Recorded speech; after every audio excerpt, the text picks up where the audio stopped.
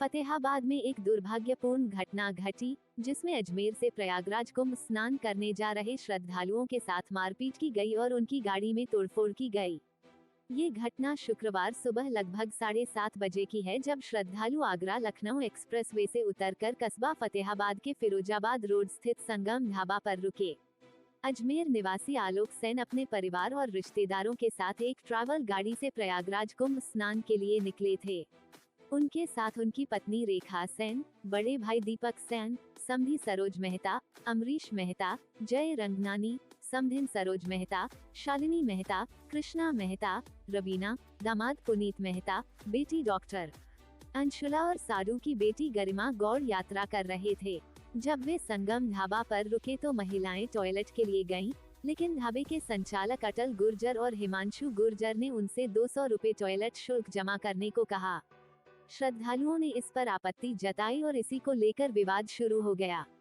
विवाद इतना बढ़ गया कि ढाबा संचालकों ने लाठी डंडों और सरियों से श्रद्धालुओं के साथ मारपीट शुरू कर दी। उनकी गाड़ी में भी तोड़फोड़ की गई, जिससे गाड़ी के शीशे टूट गए और यात्रियों को गंभीर क्षति पहुंची। फतेहाबाद पुलिस को जब इस घटना की जानकारी मिली तो प्रभारी निरीक्षक डीपी तिवारी पुलिस बल के साथ मौके पर पहुंचे और स्थिति को नियंत्रित किया। पुलिस ने तत्काल कार्रवाई करते हुए ढाबा संचालक के 2 कर्मचारियों को हिरासत में लिया। आलोक सेन ने ढाबा संचालक अटल गुर्जर और उसके भाई हिमांशु गुर्जर के खिलाफ तहरीर दी, जिसमें उन्होंने अपने और अपने परिवार के साथ हुई मारपीट और गाड़ी में हुई तोड़फोड़ की शिकायत दर्ज कराई। पुलिस ने मामले की जांच शुरू की और दोनों पक्षों को थाने लाकर पूछताछ की गई। इस घटना से श्रद्धालुओं में आक्रोश था, क्योंकि वे धार्मिक यात्रा पर निकले थे और उनके साथ इस प्रकार का व्यवहार किया गया। कुंभ स्नान की यात्रा श्रद्धालुओं के लिए एक आध्यात्मिक और धार्मिक यात्रा होती है, लेकिन इस घटना ने उनकी यात्रा को कष्टदायक बना दिया। परिवार के कुछ सदस्यों को मामूली चोटें भी आई, जिसके बाद उनका प्राथमिक उपचार कराया गया। फतेहाबाद पुलिस के प्रभारी निरीक्षक डीपी तिवारी ने बताया कि दोनों पक्षों के बीच बातचीत कराई गई और अंततः समझौता हो गया। हालांकि ये घटना ये सोचने पर मजबूर करती है कि सार्वजनिक स्थलों पर यात्रियों और श्रद्धालुओं की सुरक्षा कितनी महत्वपूर्ण है। इस घटना के बाद क्षेत्र में सुरक्षा व्यवस्था को लेकर सवाल खड़े हो गए हैं। यात्रियों को ऐसी घटनाओं से बचाने के लिए प्रशासन को और अधिक सतर्कता बरतनी होगी। स्थानीय लोगों ने भी इस घटना की निंदा की और प्रशासन से मांग की कि ढाबों पर अवैध वसूली और यात्रियों के साथ दुर्व्यवहार की घटनाओं को रोका जाए। ये घटना एक उदाहरण है कि कैसे लालच और असंवेदनशीलता यात्रियों के लिए परेशानी का कारण बन सकती है। यात्रियों को भी सतर्क रहने की आवश्यकता है और किसी भी प्रकार की अवैध वसूली या जबरदस्ती किए जाने पर तुरंत प्रशासन को सूचित करना चाहिए।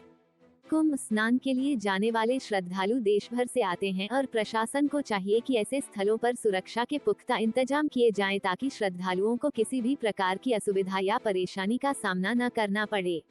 ये भी आवश्यक है कि ढाबा संचालक और अन्य व्यापारियों को यात्रियों के साथ सहयोगात्मक रवैया अपनाने के लिए प्रेरित किया जाए। हालांकि इस मामले में समझौता हो गया, लेकिन यह एक बड़ा प्रश्न चिन्ह खड़ा करता है कि क्या यात्रियों की सुरक्षा और सुविधा को प्राथमिकता दी जा रही है।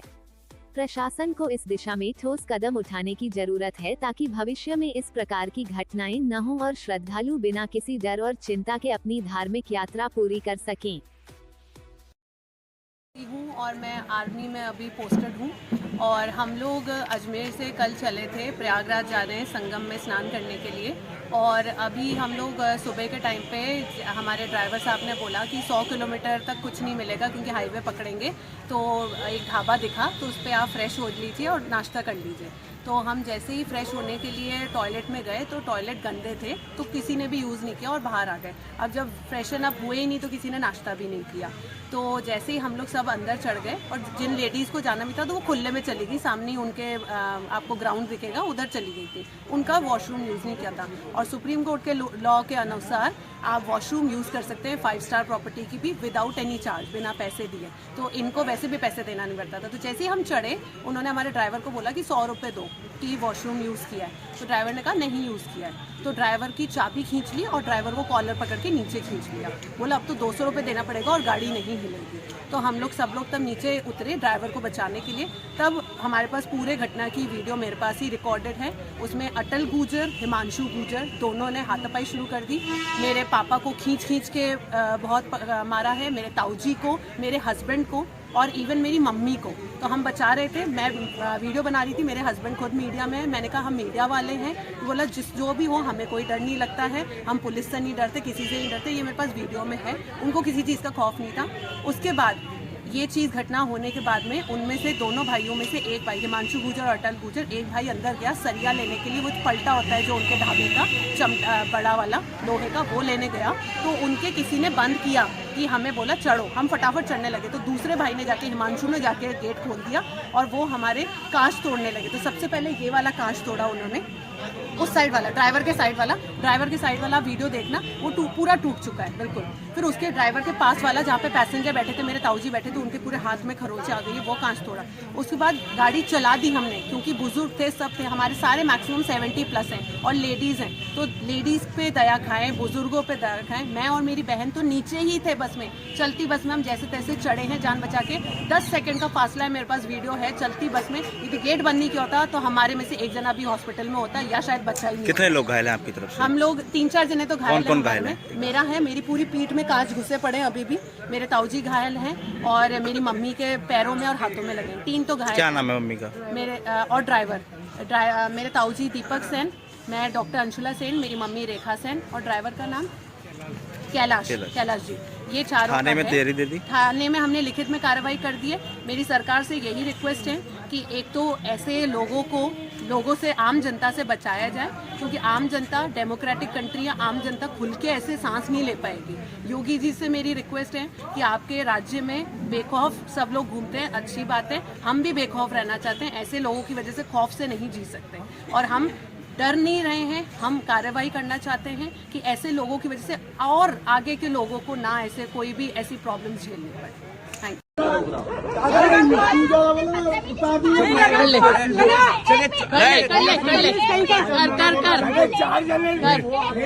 कर मीडिया में लाइव जा रहा है, लाइव चल रहा है, लाइव सारे मीडिया वाले, दैनिक भास्कर वाले, चेहरा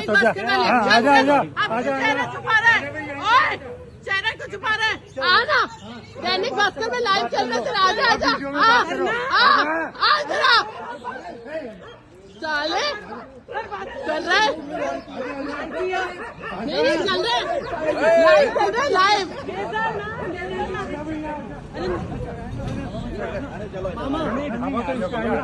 आजा भैया, आजा लाइव कर ले। अरे आजा आप कम है। अरे तू टेंशन ही मत कर, अब तू फेमस हो गया है। अरे चलिए कोई बात नहीं, जाने दीजिए। तो हमने बोला था ना, चलिए, हिम्मत कैसी हुई हाथ लगाने की? क्या हुआ? हमने प्यार से बात की थी ना, प्यार से की थी ना, क्यों नहीं सुनी? उसको खींचा क्यों? हुआ क्या? जरूरत नहीं है, तमीज से करना आता नहीं है।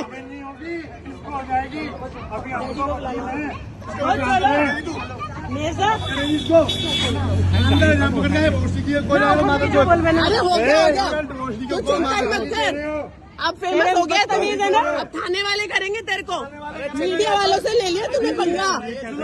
ये मेरा घर नहीं है, लाइन होटल है, तो बात मुझे तो सुप्रीम कोर्ट का रूल है, 5 स्टार वाले भी पैसे नहीं मांग सकते, जाके पढ़ ले किताब में। पहले बताया था ये प्राइवेट है दीदी, रुपए लेने के लगता है। जहाँ जनसेवा बनाए जाते हैं, सार्वजनिक शौचालय होते हैं, वहाँ भी सफाई के लिए लोग रखे जाते हैं। आप पैसे नहीं मांग सकते, हमारी चीजें हमने अपना खुद का खोला हुआ है, हमारी अपनी चीजें हम अपने साथ पे। अरे अब जाओ दे के रुको,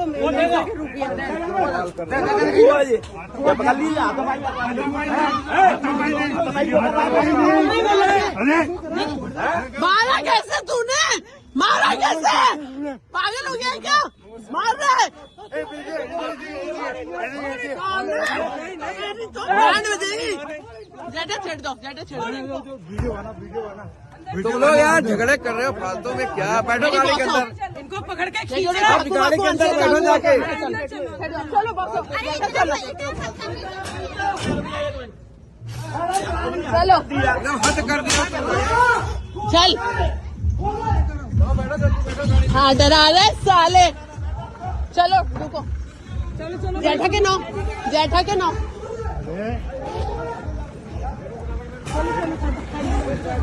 चलो चलो चलो, वो आ रहे हैं। हाँ हाँ मम्मा चलो, हाँ चप्पल ठीक है। अरे लवीना चढ़। यार लवीना चल, लवीना अंदर आ। अरे नहीं गेट खींच।